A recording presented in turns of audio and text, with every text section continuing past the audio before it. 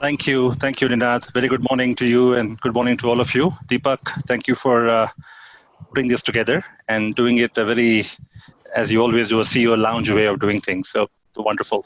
Good to see a strong participation this morning. It was a wonderful morning here in Bangalore and doesn't feel like a Saturday. So one of the first after effects of COVID is the weekdays and weekends have kind of collapsed. The whole concept is kind of gone. So we've got to reevaluate what it all means for us long term.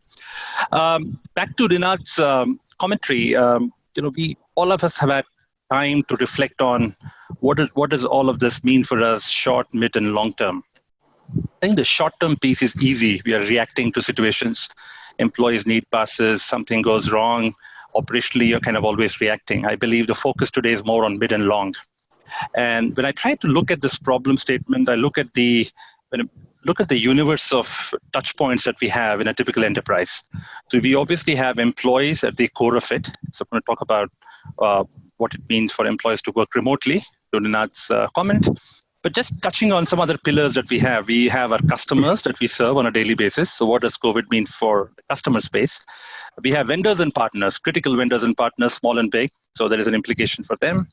Then we have enhanced interaction with government agencies.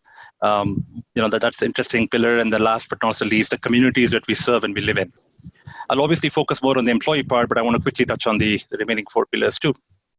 So we at Micron moved to work from home a little early in the game, and it was a learning that employees appreciate when you're able to kind of move a trigger a little earlier than prescribed or mandated by the government. We moved work from home probably a week earlier than the mandate, and it just gives you more headroom and time to plan and execute better. And at the India Center, we obviously have a business. We do a lot of R&D and innovation, and then we also have what I call day-to-day engineering. So when I look at the data is like 2 to 3 weeks old, so I don't want to over pivot to what we already know or have. But we're seeing that when it comes to productivity-related tasks, the impact is quite minimal. But if you are kind of contributing in a very contained, solo way, you continue to do that as long as you have the right IT tools at home. If you have the right bandwidth at home, you have the IT infrastructure. So we don't see an impact on the productivity-related tasks so much. Innovation is, as we all will agree, is more of a cultural thing. Of a culture and organization. Anand, sorry, I'm interpreting you, but can't see you on the video. So a lot of people actually. Okay. Not sure why. Okay, let's see. We can hear you, but we can't see you. That's a shame. I had dressed myself up and was trying to look sharp this morning. Only Ninath right now on the screen. You can't see me. It would automatically trigger a speaker's voice, right? No, we can see everybody except Anand. Okay, Deepak, I'm not sure. I think I've done everything I could. So should I just continue or should we? No, okay. Please. Apologies. And so let me try one more time. I think I said play video. Okay. Sorry, I'll continue, Deepak, in the interest of time. So so I think innovation is a cultural thing. So we've seen that that kind of continues by default for most part. The part of remote workplace that is getting impacted is what I call active collaboration and debug. In any engineering project or a delivery program, that is what is called a root causing, failure analysis, debug activity, which is very physical in nature historically, because you get into a room, you're whiteboarding, you're trying to solve a problem. There is no specific, is the unknown, right? And how do you capture all of that? So that's the part of remote workplace that is beginning to show some early impact. So productivity stays good for task-oriented objects and projects. Innovation continues because it's a culturally driven thing. But I think some of the aspects of root causing is beginning to show some impact, and we're going to see how we can plausibly use the collaboration tools much more actively and effectively for taking care of that issue. Quickly touching in the remaining few minutes I have, I talked about, that's the employee part. So we're keeping them, high degree of communication, keeping them motivated. People are working long hours. I think we in India particularly, I have to tell my stakeholders, don't assume a certain level of broadband and bandwidth, because that is not always equally available. So you have to kind of have a custom approach to managing productivity, milestones, and projects. But so far, I think safe to say that we don't see any large long-term fatigue or repair that is needed.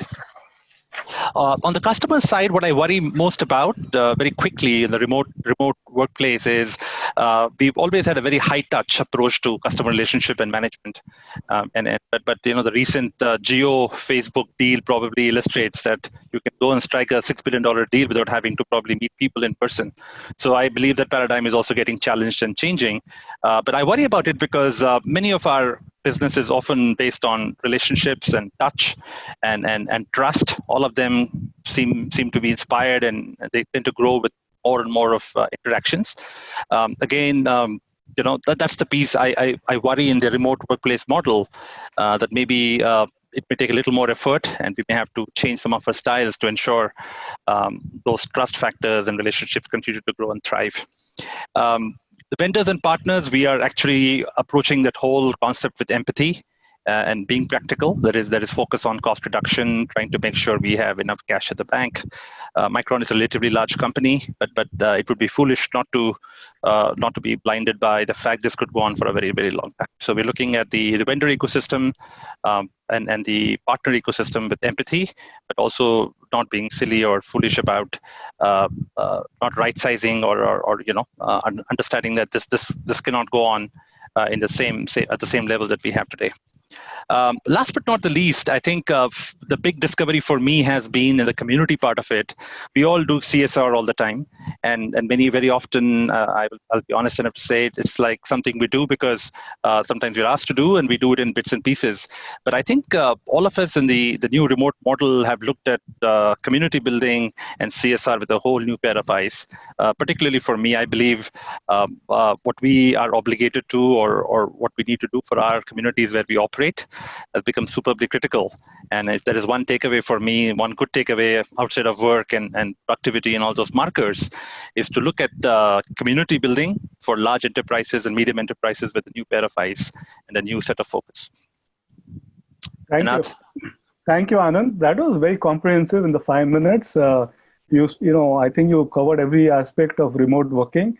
It's interesting you spoke about challenges connected to collaboration and root causing and whiteboarding, etc. I'm sure, over time we can overcome them. And finally, I heard you saying that if Jio deal can happen remotely, why can't Anand do anything? So he can manage customers as well. So thank you, Anand. I'll come back to you with questions later on. I'm sure our participants, we have close to 500 participants. We'll have some questions later.